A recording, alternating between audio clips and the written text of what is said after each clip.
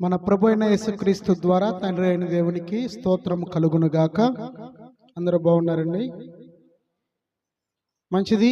ఈ యొక్క అమూల్యమైనటువంటి సమయంలో కొద్ది సమయం దేవుని వాక్యాన్ని మనము ధ్యానం చేసుకుందాం. ఈరోజు మనము ధ్యానించుకుంటున్నటువంటి అంశం పేరు రేఖాబీయులు. అందరు చెప్పండి, రేఖాబీయులు. ఇర్మియా గ్రంథం 35వ అధ్యాయం. పరిశుద్ధ గ్రంథము ఉన్నవారు అందరూ తెరచి ఈ వాక్య భాగమును చూడవలసినదిగా ప్రభు నామములో తెలియపరుస్తూ ఉన్నాను. ఇర్మియా గ్రంథం 35వ అధ్యాయం మొదటి 2 వచనాలు చదువుకుందాం. యోషియా కుమారుడును యూదా రాజునైన యెహోయాకీము దినములలో యెహోవా యొద్ద నుండి ఇర్మియాకు వాక్కు ప్రత్యక్షమై, నీవు రేఖాబీయుల యొద్దకు పోయి వారితో మాట్లాడి యెహోవా మందిరములోని గదులలో ఒకదానిలోనికి వారిని తోడుకొని వచ్చి త్రాగుటకు వారికి ద్రాక్షారసమిమ్మని సెలవీయగా. చాలు. చదవబడుతున్నటువంటి ఈ యొక్క వాక్య భాగంలో యూదా రాజైన యెహోయాకీము దినములలో, యూదా రాజైన యెహోయాకీము దినములలో, యెహోయాకీము యూదా ప్రజలందరికీ కూడా రాజు. ఆయన రాజుగా 11 సంవత్సరాలు యూదా వారిని ఏలాడు. క్రీస్తు పూర్వము 610వ సంవత్సరం నుండి 599వ సంవత్సరం వరకు ఏలాడు. ఆ దినములలో యెహోవా ప్రవక్త అయిన ఇర్మియాకి సాక్షాత్తు సృష్టికర్త అయిన దేవుడు ప్రత్యక్షమై ఇలాగూ సెలవిచ్చాడు. ఏమని సెలవిచ్చాడంటే, నీవు రేఖాబీయుల యొద్దకు పోయి వారితో మాట్లాడి యెహోవా మందిరములోని గదులలో ఒకదానిలోకి వారిని తోడుకొని వచ్చి త్రాగుటకు వారికి ద్రాక్షారసమిమ్మని సెలవీయగా. రేఖాబీయులను యెహోవా మందిరానికి ఒక గదిలోనికి తీసుకొని వచ్చి వాళ్ళకి ద్రాక్షారసము ఇవ్వమంటూ ఉన్నాడు. ద్రాక్షారసము అంటే మనం అనుకునే పచ్చిది కాదు, అంటే మందు, వైన్. అయితే ఈ రేఖాబీయులు ఎవరు, వీరి మూల పురుషుడు ఎవరు అని మనము ధ్యానం చేసినట్టయితే, పరిశుద్ధ గ్రంథములో రేఖాబీయులు ఒక ప్రత్యేకమైన జనాంగము. రేఖాబీయులు ఒక ప్రత్యేకమైన జాతి. ఇశ్రాయేలీల్లో 12 గోత్రాలకు చెందిన వారు కాదు. వీరు ఒక ప్రత్యేకమైన గోత్రానికి చెందిన వారు. వీరి యొక్క మూల పురుషుడు అంటే రేఖాబు యొక్క కుమారుడు యెహోనాదాబు. అందరు చెప్పండి, యెహోనాదాబు. అంటే కెనజీ గోత్రపు వారు. కనానీయులలో వీరి యొక్క జీవనము ఉండేది. రేఖాబీయులు కానాను దేశమునకు చెందినవారు. రేఖాబు కుమారుడు యెహోనాదాబు. ఈ యెహోనాదాబు ఈ రేఖాబు సంతానమునకు ఏమని ఆజ్ఞాపించాడో మనం చూసినట్లయితే ఇర్మియా గ్రంథం 35వ అధ్యాయము 6 నుండి 8 వచనాల వరకు చదువుకుందాం.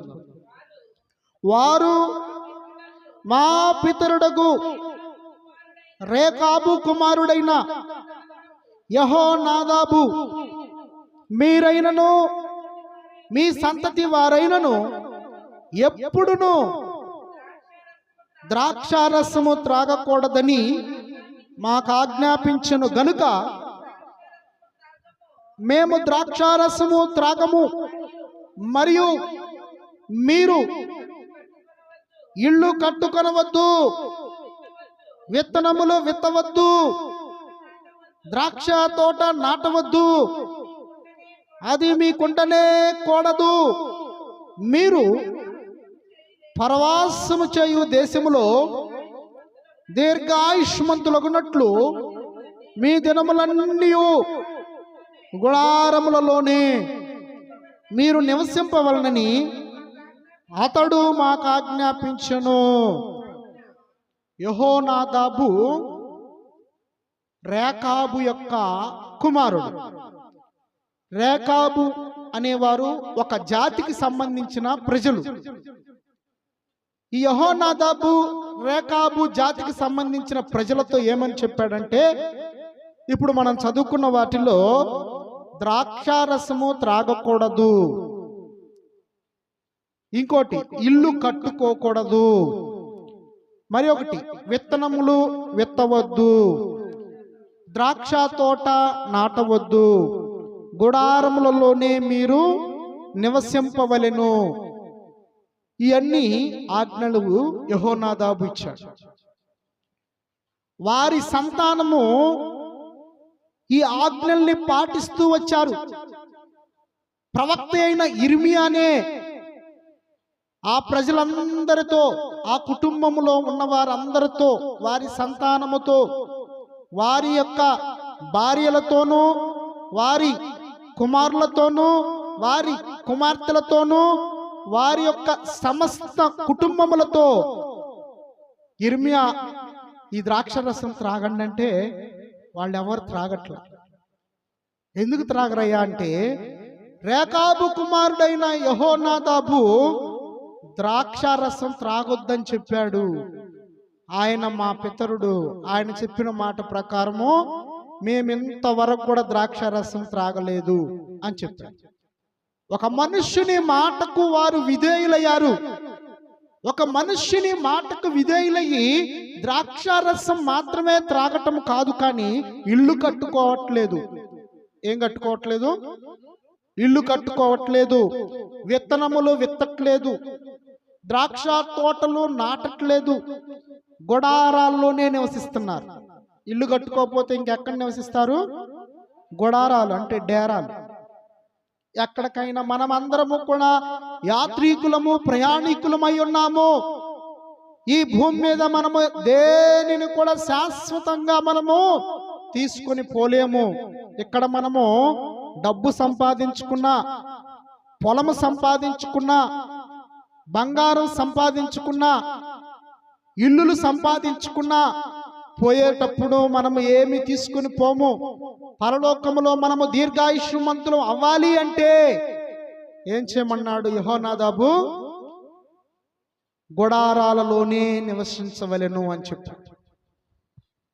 ఈ ఆజ్ఞ రేకాబు కుటుంబం వారికి చెబితే, రేకాబీయులు ఆ సంతానము ఎవరెవరు తమ పితరుడైన యెహోనాదాబు మాటలు, ఆజ్ఞలను పాటించారంటే, ఈ ఇర్మియా గ్రంథము 35వ అధ్యాయము 8వ వచనములో, కావున మా పితరుడైన రేకాబు కుమారుడగు యెహోనాదాబు మాకు ఆజ్ఞాపించిన సమస్త విషయములలో అతని మాటను బట్టి మేము గాని, మా భార్యలు గాని, మా కుమారులు గాని, మా కుమార్తెలు గాని ద్రాక్షారసము త్రాగుటలేదు.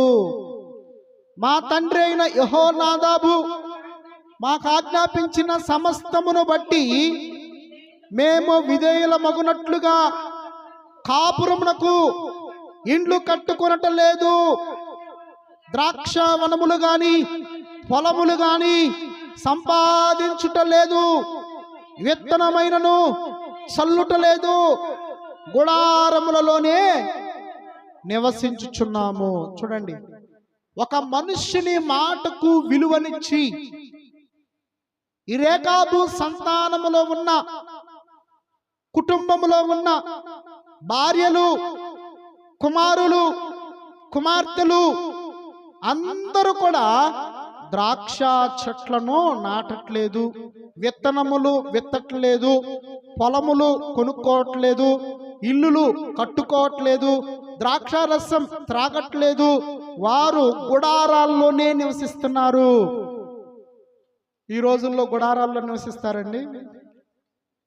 కానీ వారు ఆధునిక ప్రపంచంలో వారు గుడారాలలోనే నివసిస్తున్నారు. అంటే వారు సిగ్గుపడకుండా వారి పితరుడైన యెహోనాదాబు చెప్పిన మాటకు సంపూర్ణంగా విధేయులయ్యారు. ఈ యెహోనాదాబు ఇశ్రాయేలు ప్రజల దగ్గర దాసులుగా ఉంటూ ఇశ్రాయేలుల ప్రజల యొక్క దేవుడైన యెహోవా వారికి ఆజ్ఞాపించినటువంటి ఆజ్ఞలను అక్కడక్కడ విని ఆ మాటలను వింటూ, ఎవరంటే గొర్రెలు బొచ్చు కత్తిరించేవారు, వీరెవరంటే పాలు అమ్ముకుంటూ బ్రతికేవారు, దాసులు. వీరు ఎక్కడికి కావాలంటే అక్కడికి గుడారాలు తీసుకోవటం, మరలా వెళ్ళిపోవటం. ఎక్కడ క్షేమముగా ఉంటామో అక్కడికి వెళ్ళిపోయి మళ్ళీ అక్కడ గుడారాలు వేయటం.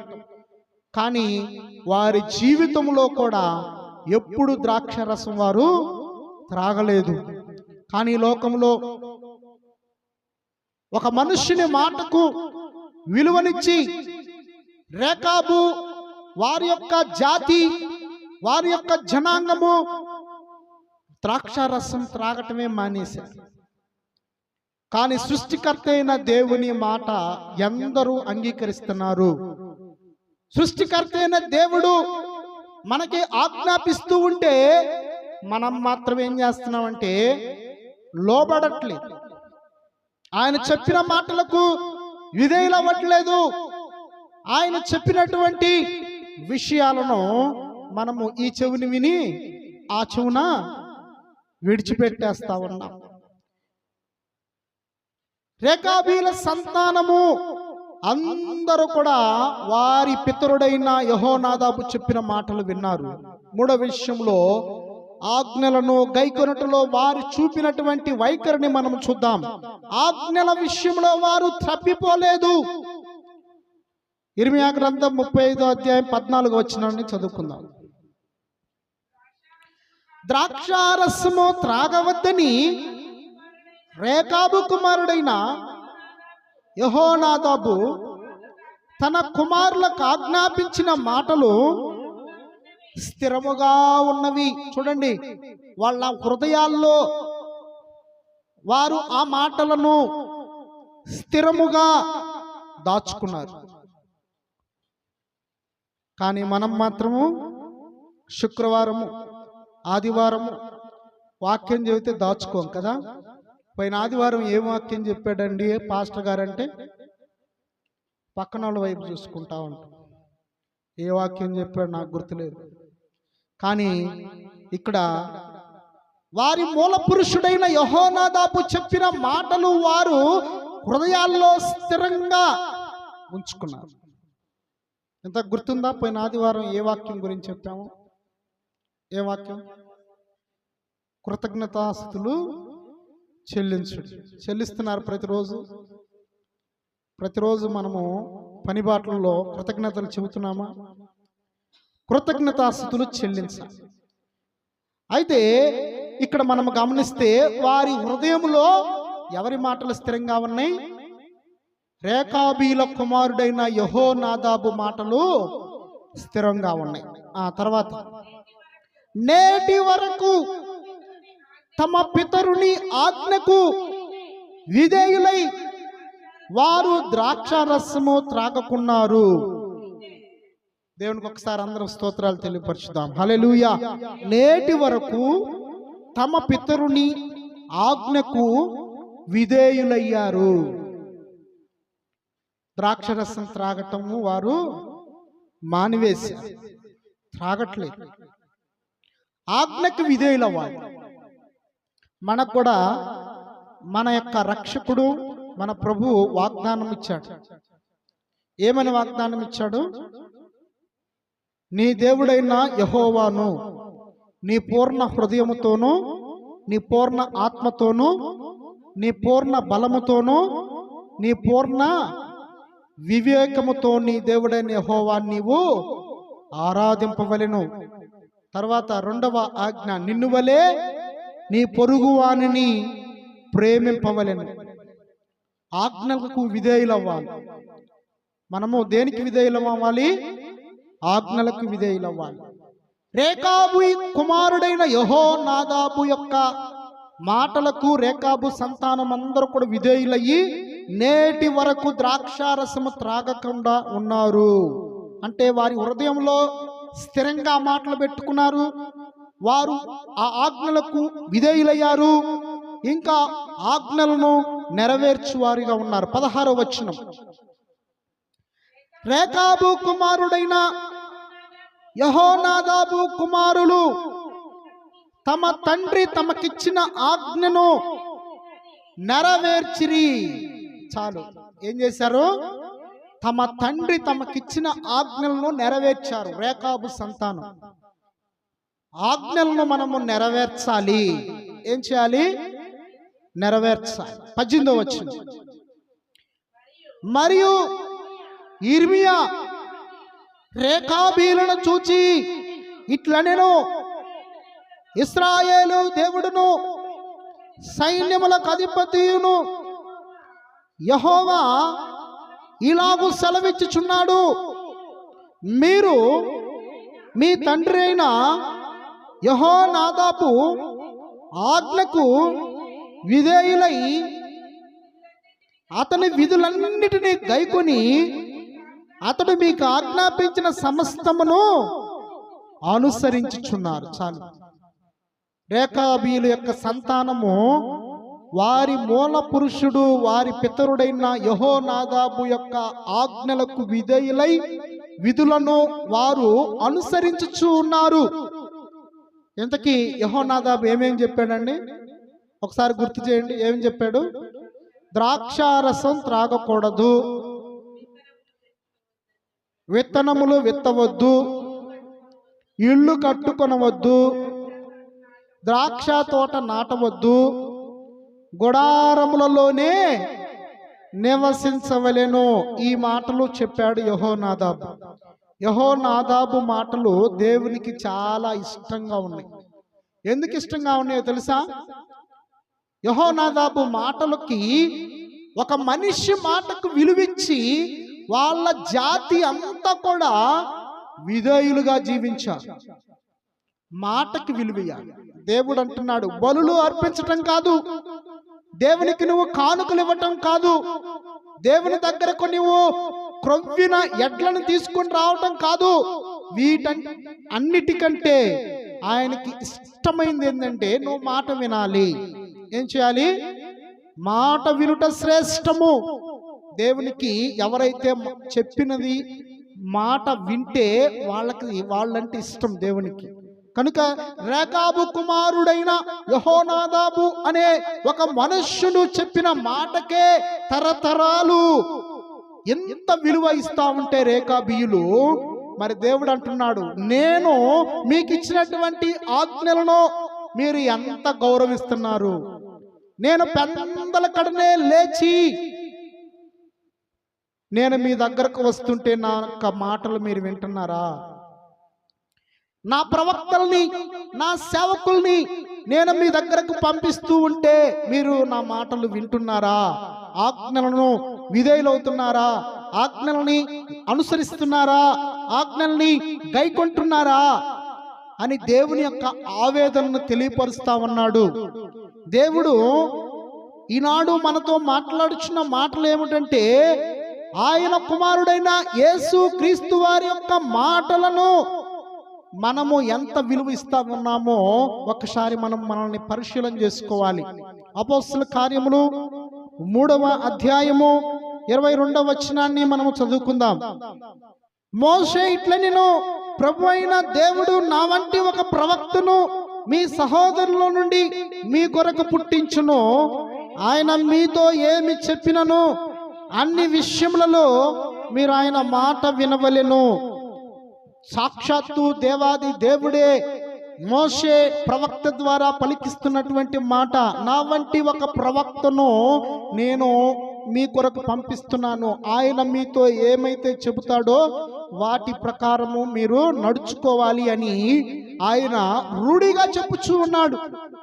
యేసుక్రీస్తు ప్రభువారి భూమి మీద ఉన్నప్పుడు ఏమని సెలవిస్తూ ఉన్నాడంటే, ఆయన ఈ భూమి మీద ఉన్నప్పుడు మత్తయి సువార్త 6వ అధ్యాయము 19-20 వచనాలు చదువుకుందాం.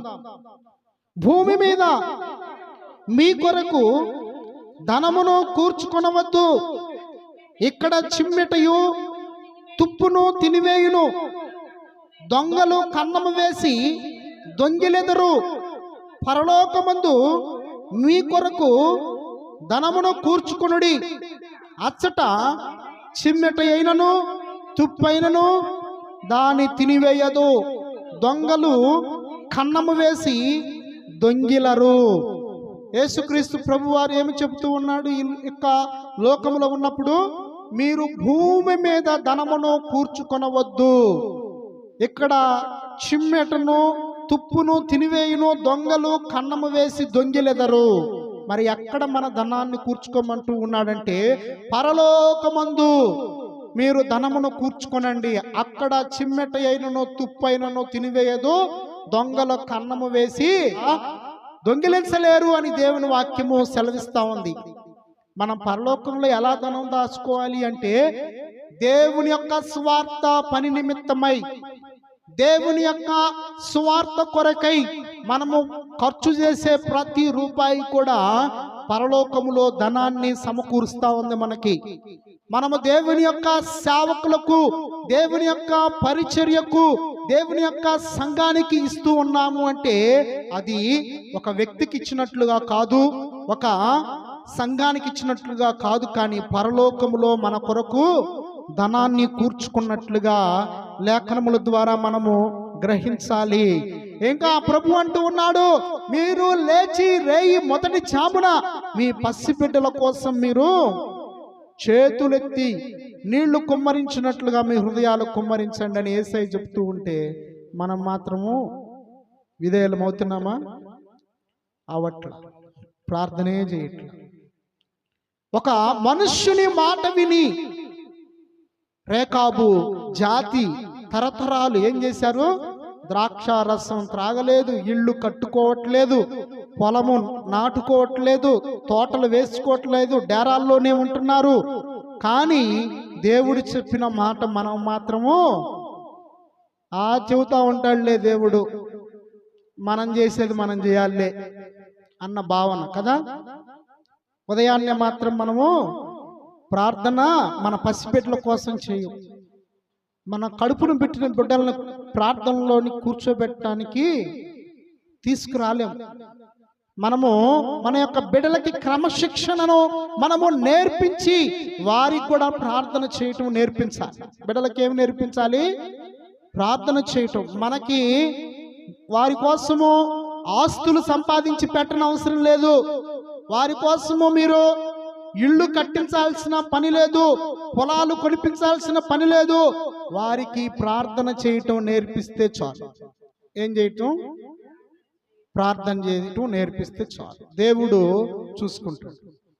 వారికి వాక్యం చదువుకోవటం నేర్పిస్తే చాలు, మిగిలింది దేవుడు చూసుకుంటాడు. మనము మన బిడ్డలకి ఇచ్చే ఆస్తి అదే, మనము నేర్పించాల్సింది అదే. దేవుడు చెబుతూ ఉన్నటువంటి మాట, ప్రభువా ప్రభువా నన్ను పిలుచు ప్రతివాడు పరలోకములోనికి ప్రవేశింపలేడు గాని పరలోకమందున్న నా తండ్రి చిత్త ప్రకారం నడుచువాడే పరలోకంలోనికి ప్రవేశిస్తాడని దేవుని వాక్యం సెలవిస్తా ఉంది. పరలోకంలో ఉన్న తండ్రి చిత్తం ఏమిటి అంటే, బిడ్డలు తనకు మొరపెట్టాలి, తనకు ప్రార్థన చేస్తే వారికున్న కీడుల్ని, వారికున్న సమస్యల్ని, వారికున్న శ్రమల్ని, చింతల్ని, బాధల్ని తొలగించాలి అని పరలోకమందున్న తండ్రి నిత్యము తన కన్నులు నీ వైపు చూస్తూ ఉంటాయి. ఆయన యొక్క చేతులు జాలిగా నీ వైపు చాచి ఉంటాడు. అలాంటి దేవుణ్ణి మనము కలిగి ఉన్నాము అని మనం గ్రహించాలి.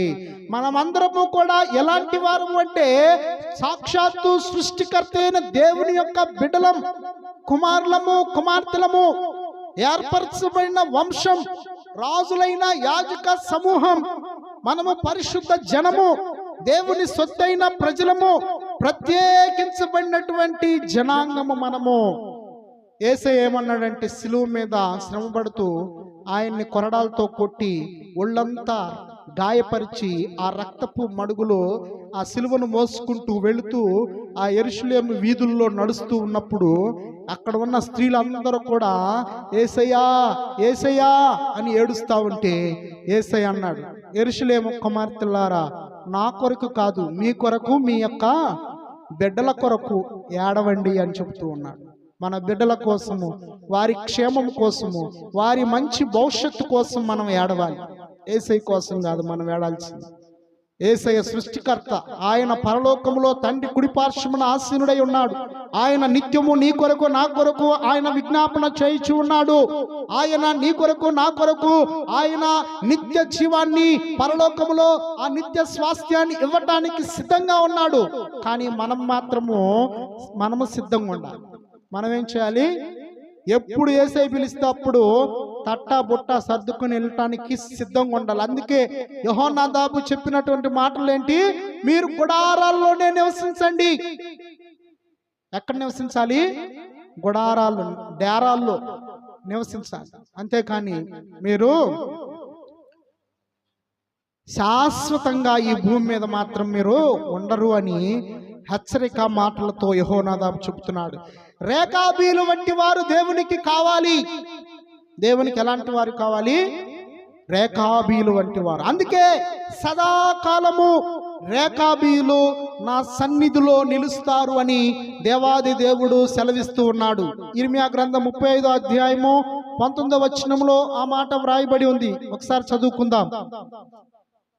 కాబట్టి ఇశ్రాయేలు దేవుడును సైన్యములకు అధిపతియునగు యెహోవా సెలవిచ్చినదేమనగా, నా సన్నిధిలో నిలుచుటకు రేకాబు కుమారుడైన యెహోనాదాబునకు సంతతి వాడు ఎన్నడూ నుండక మానడు.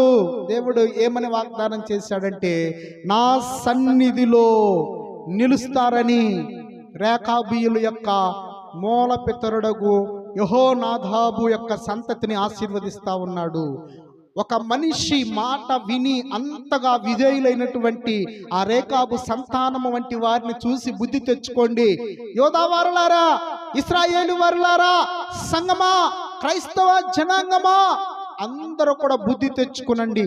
ఒక మనిషి మాట విని ఎంత విధేయత చూపిస్తూ ఉన్నారో, నేనైతే పెందల కడనే లేచి మీ దగ్గరికి వస్తూ ఉంటే మీరు మాత్రం నా మాటలకు విధేయత చూపించట్లేదు, స్వార్థను అందించట్లేదు. మరి వారు ఎంతగా ఆ మాటలను హృదయాల్లో స్థిరపరచుకున్నారో, వారి యొక్క మనస్సుల్లో స్థిరపరచుకున్నారో. ప్రియ సహోదరి సహోదరుడా, ఒకసారి ఆలోచించు. మారు మనసు పొందుటకు దేవుడు సమయం ఇస్తూ ఉన్నాడు. పాపములన్నిటినీ కూడా విడిచిపెట్టి త్రాగుడు, వ్యభిచారము, అసూయ, పగ, కామం, ద్వేషం అన్నిటినీ కూడా విడిచిపెట్టి నన్ను వెంబడించమని దేవుడు చెబుతూ ఉంటే విధేయులమవుతూ ఉన్నామా? దేవుని మాటకు మనము లోబడుతూ ఉన్నామా? సాక్షాత్తు సృష్టికర్త అయిన దేవుడే నా వైపు చూచి రక్షణ పొందుడి అని పిలుస్తా ఉంటే మనం ఆయన వైపు చూస్తున్నామా? సెల్ ఫోన్ల వైపు చూస్తాం, టీవీల వైపు చూస్తాం, లోకం వైపు చూస్తాం. లోకంలో ఉన్నటువంటి వస్తువుల వైపు చూస్తూ ఉంటాం, కానీ ఆయన వైపు చూడం. దేవుడు అంటూ ఉన్నాడు, నీ చెడు వ్యసనాలన్నింటినీ కూడా మానుకొని నా వైపు చూచి రక్షణ పొందినట్లయితే నీకు పరలోకములో ఆ 12 గుమ్మాలు కలిగినటువంటి నూతన యెరూషలేము అనే ఆ పట్టణములో, ఆ బంగారపు సువర్ణ వీధులలో, ఆ బంగారపు భవనాలలో, ఆ శుద్ధ స్ఫటికమయమైనటువంటి ఆ సముద్రము కలిగినటువంటి ఆ దేశములో నీకు స్వాస్థ్యాన్ని ఇస్తాను అని దేవాది దేవుడు వాగ్దానం చేస్తూ ఉన్నాడు. మన రక్షకుడైనటువంటి, మన ప్రభు అయినటువంటి యేసు క్రీస్తు వారి యొక్క మాటలకు మనము విధేయులం అవ్వాలి. ఆయన చెప్పినటువంటి మాటలను మనము ప్రతి దినము కూడా పాటించాలి. మన దేవుడైన యెహోవాను పూర్ణ హృదయంతో మనము అనుసరించాలి. నిన్ను వలె నీ పొరుగు వానిని ప్రేమించాలి. దేవుని యొక్క ఆజ్ఞలను, కట్టడలను, విధులను మనము గైకొనాలి. ప్రతి దినము కూడా ఒకరి కొరకు ఒకరు ప్రార్థన చేసుకోవాలి. మనము మన యొక్క భర్త కొరకు, బిడ్డల కొరకు, మన కుటుంబం కొరకు కన్నీరు విడిచి ఎలాగ ప్రార్థన చేయాలి? కన్నీరు విడవాలి. పొడి పొడి ప్రార్థనలు కాదు దేవుడికి కావాల్సింది.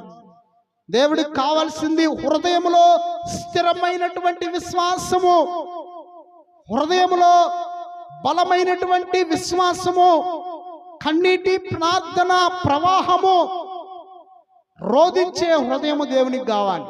దేవునికి రోదన చేసే స్త్రీలు కావాలి. దేవునికి ఎలాంటి వారు కావాలంటే రోదన చేసే స్త్రీలు, అంటే సంఘముకు సాదృశ్యం. సంఘములో కూడా రోదించే, ప్రార్థించే సంఘంగా ఉండాలి. పొడి పొడిగా ప్రార్థనలు చేసి, పొడి పొడిగా పైన వాక్యాలు చెప్పుకుని వెళ్ళిపోతే మనము దేవుణ్ణి సంతోషపరచలేము.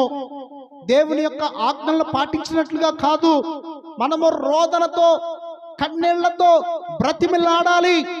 దేవునికి విజ్ఞాపన చేయాలి. మనము విధేయులం అవ్వాలి అని ఆయన కోరుకుంటూ ఉన్నాడు. బలులను అర్పించుట కంటే మాట వినుట శ్రేష్టము. దేవుడి పిలుపునకు మనము లోబడి ఆజ్ఞలకు విధేయులమైనట్లయితే, ఆయన నమ్ముకొని మన జీవితాన్ని ఆయన చేతులకు అప్పచెప్పినట్లయితే ఆయన మనల్ని నడిపిస్తాడు. ఎక్కడ దాకా నడిపిస్తాడంటే నిత్య జీవము, పరలోక పట్టణానికి మనల్ని నడిపిస్తాడు. ఆయన గొప్ప దేవుడు. ఆయన భూమి ఆకాశములను, పరలోకాన్ని కలుగజేసినటువంటి దేవుడు అని మనము విశ్వసించాలి. దేవునికి మహిమ కలుగును గాక. హల్లెలూయా, హల్లెలూయా.